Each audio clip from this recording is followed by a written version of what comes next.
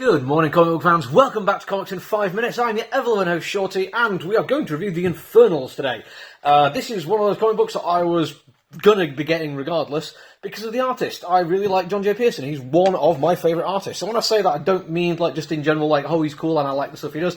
I rank him up there with like Ryan Simmons and Jason Burrows. Like, if I see his name on something, even if it's a character I'm not interested in or a concept that doesn't grab me, I'm probably still going to check it out because his artwork will elevate anything he does. And we will get on to what the actual comic is about, but I'm going to really launch in on just how much Pearson does a fantastic job for this one. It's like the reason I'm picking it up, so it's worth taking time to talk about it. He is a spectacular artist. He is brilliant at every single thing that I wanted to be good at. He is fantastic at doing huge cityscapes. He can get the detail done brilliantly. He's working with a colorist. I'm going to be checking names for this one. I think it's Lola Bonato, possibly. And they work together in just brilliant ways. The detail we get is just spectacular, but it's not just the detail in the fine things, it's also the cityscapes, the three-point perspectives, the fun he has with form that never really pushes into being a confusing page layout. That's one of my least favourite things about people who play around with form. In fact, he will do some really big over-the-top moments, and then the next couple of pages are just really fun, interesting takes on the 9-panel page, but he does them for reasons. He's like showing the banality of one character's life by doing it in this way. But it is the bits where he's really over the top that I love it for this one. He gets the chance to play around way more than I've seen him before. He's dealing with supernatural things here, and things which alter our perception and our understanding of reality, and he does have fun with this. He plays around with like the point of view, and he changes the size and shape of places that we're seeing, and all of it is done for the story, and it is brilliant. I honestly think I've never seen him do better, and that's a high compliment for me, because as you've seen, I like the guy. I think he's done good stuff in the past. The only frustrating thing about Pearson is that he seems to do an awful lot of cover work at the moment, and then I get all excited, and it's not him doing the internal artwork. This one is him through and through, and it is brilliant. The story, though, does have to stand on its own. The writers of this one are Noah Gardner and Ryan Parrott even, I'm not sure. And they're not names that I'm particularly familiar with. Like I say, I wasn't picking up for them. And when I read what this comic book was basically about, it did put me off a little bit because it got reference to Succession a few times. I've never seen Succession, not a single episode of it. And I'm not saying that to be cool and be like, oh, it's a hugely popular thing and I'm like too cool to watch the thing that all the other kids are watching.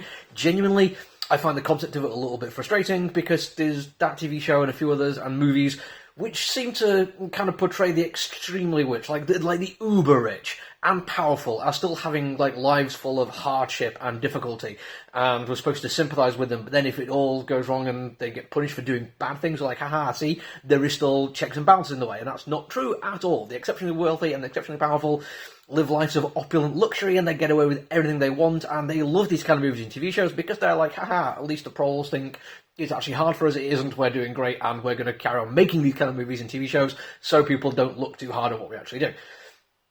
Thankfully, the creators of this one went totally to the most extreme version of it, and were like, no, literally the son of Satan and his family, and they're all 100% unethical evil. There's nothing good or redeeming about them. And I think there's some interesting conversation to be had about whether or not the son of the adversary would necessarily be evil, would the adversary be evil themselves. I'm interested in the teachings of the Church of Satanism, or Satanist Church, so yeah, that is an interesting take, but they're not really worried about it. In their reality, it's just they're evil, and I'm fine with that, because it means we don't have to worry about being sympathetic towards them. These are horrible people doing horrible things, totally taking advantage of the money and power afforded them to get away with doing even more brutal or unconscionable things. And yes, it does get to some very, very dark places in this comic book, but like I say, we're not sympathetic to them at all. They have the powers, and in this world it's supernatural powers. Like as I say, they can change reality, they can change the way they look, they can affect people's minds. But what the writers are doing is, at least in my opinion, they're saying this is very akin to the levels of power that the exceptionally wealthy have. This isn't just that they can maybe get away with some stuff that you couldn't. It's like, no, they can change reality so you don't even think they've done anything wrong, because they control the message, they have enough power to control governments and the media. Like I say, they are quite happy to tell these kind of stories where the rich and powerful are not seen as rich and powerful as they actually are. And I like the fact that this one cuts quite to the quick on this one and just is like, no, they are bad people and they're getting away with it. This is what is happening to you. There's some fantastic like end stuff going on in it as well, setting up like the rest of the arc, and I can't wait to see where it goes. But honestly, a comic book this good looking, conceptually fantastic, with well written characters and superb dialogue, I'm in. I want to see what happens later on with it, and I hope you manage to pick up a copy and enjoy it as much as I did. That's it for me today.